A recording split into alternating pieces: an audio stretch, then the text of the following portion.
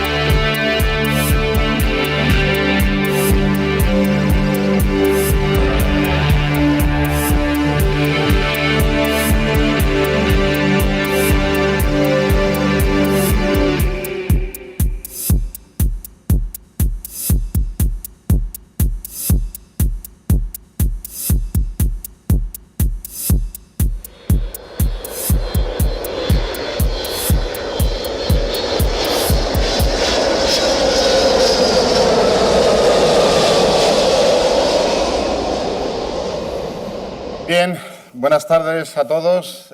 No me gusta presentarme a mí mismo, así que, como Antonio Sainz, presidente de esa institución, me pidió que fuera un poco transgresor, pues me he permitido hoy incorporar hasta mi propia música. Por cierto, tenemos mucho que hablar y me tienes mucho que aportar, chico, que necesito reciclarme e innovarme también, porque me he quedado absolutamente alucinado. Bueno, tengo que decir tres cosas. Ya sabéis cómo me llamo, qué compañía represento, que este es el congreso más divertido en el que he estado nunca. Tengo que deciros también una mala noticia para mí, sobre todo para los que es que me ha dicho que sea breve, cosa que me resulta difícil. De hecho, la primera vez que, como Su Majestad el Rey y Rajoy, pues tengo la ponencia escrita, porque en este formato 8 o 10 minutos yo tengo grandes problemas. Yo una vez me invitaron a una boda para hablar del novio y 3 días después todavía estaba hablando de cómo lo conocí. Así que desde entonces los que ya me conocen saben que me enrollo demasiado. Es un defecto y bueno, creo que me voy a morir con él. Lo segundo es que me siento como en casa, por todo el espíritu que aquí se desprende. Y bueno, pues que creo que esta iniciativa es fantástica y que tener los últimos slots pues tiene unas ventajas y otros inconvenientes, pero en este caso los inconvenientes de que algunas de tus opiniones o tus ideas se hayan repetido, se hayan dicho antes, tienen la ventaja de que en boca, por ejemplo, de nuestro señor decano, que ahora mismo está chateando. ¿Con quién está chateando? Espero que estés subiendo al comentario al hashtag. Bien. Por lo tanto, voy a ir avanzando y, bueno, generalmente en las charlas en las que acudo pues hablo de proyectos, de tecnología, desde hace unos cuantos años, del futuro, de algunos palabras que no me gustan, ni la de gurú ni la de visionario, porque parece que mata un poco la voluntad y aquí no hay nada al azar. Es cierto que hay personas que tienen un poquito más de, en fin, de visión sobre algunas cosas, pero al final la persistencia de la voluntad son fundamentales. Voy a construir mi discurso de hoy, mi charla de hoy, mi pensamiento sobre el espíritu del emprendedor o del emprendimiento, porque todo es emprendimiento, no solamente el individuo que decide montar una empresa, que parece que todo se queda en eso. Emprender es lo que ha hecho este señor aquí, se habla de emprendimiento desde muchas perspectivas. Y de hecho, la sociedad es una empresa en sí misma. Hay una sociedad que necesita que sea reemprendida y cuanto antes. Y dentro de esto voy acotando. Europa tiene un problema, tiene que ser reemprendida, pero en el espacio que nos ocupa, como vivimos aquí en este ecosistema de un país del que me siento muy orgulloso, tenemos que reemprender un nuevo camino en este país y solo puede ser con el emprendimiento. Así que toda mi charla va con una visión retrospectiva del pasado en lugar de hablar del futuro. Esta fue probablemente una de las primeras empresas. En antaño las empresas no eran conocidas como sociedades limitadas o anónimas o cualquier otro formato, sino como simplemente era una pura acción de emprendimiento. Pero aquí se produjo una ecuación cuando el señor Colón fue a pedir dinero o ayuda o soporte a los Reyes Católicos y convenció a los hermanos Pinzón y a una serie de marineros, y todos compartían una serie de aventura y una serie de ejes motivacionales, pero desde luego quisieron inventar algo que fuera una nueva ruta hacia un lugar al que no llegaron. Muchas veces los emprendedores y las ideas no llegan donde esperaban, pero llegaron a algún sitio, ¿no? Bien, voy a contaros también que hay otras formas de colonizar y de emprender. Todo el hambre que había en Europa supuso una migración brutal a los Estados Unidos, un continente totalmente por explorar y que ofrecía múltiples oportunidades de desarrollo.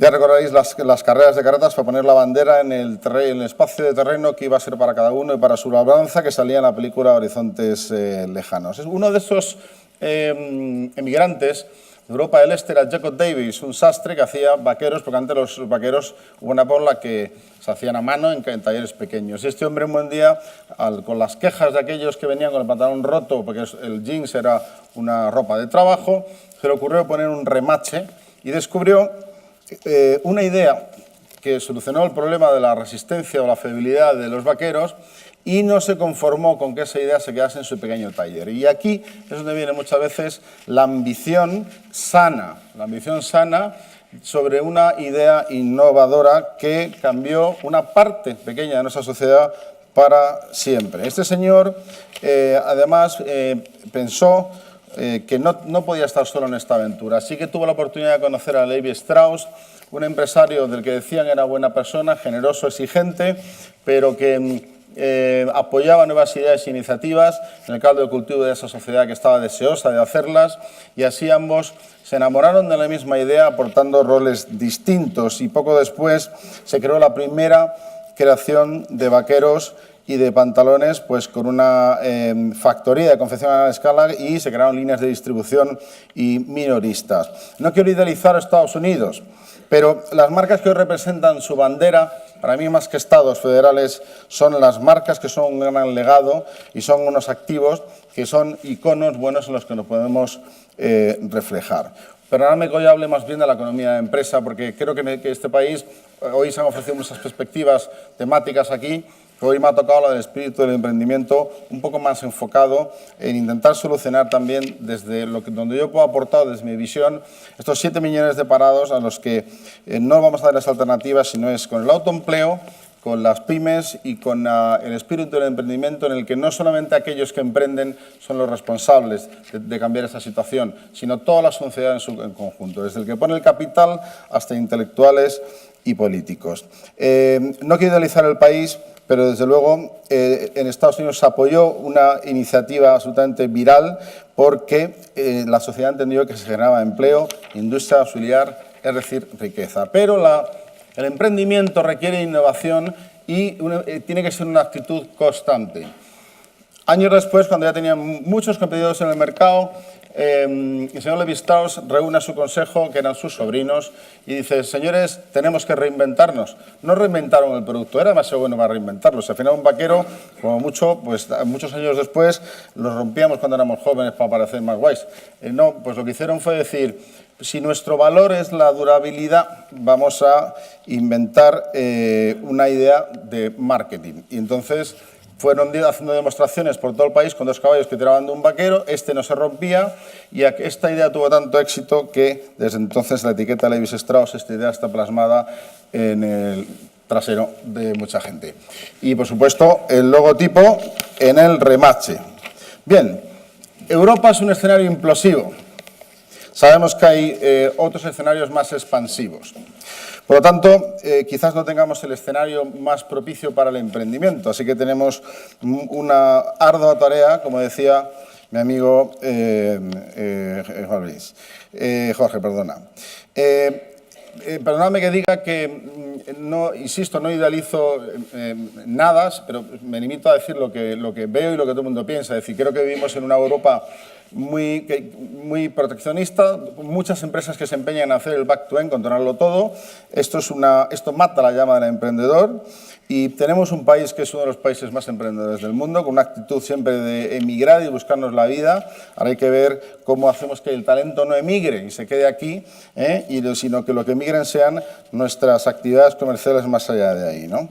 Así que Internet en ese sentido es un coste-oportunidad, pero cuando muchos amigos me dicen quiero montar una página de Internet porque es que me he quedado un paro, digo, bueno, primero tienes que tener una idea, luego que sea viable y luego vamos a ver qué puede hacer Internet por ti, porque es cierto que les libera o nos liberan, las nuevas tecnologías nos liberan de este escenario geográfico en el que vivimos, donde hay unas leyes y un modelo macroeconómico que nos están limitando bastante, ¿vale? A una Europa, insisto, en ese sentido tiene mucho que recuperar frente a otros continentes como el latinoamericano, ¿de acuerdo?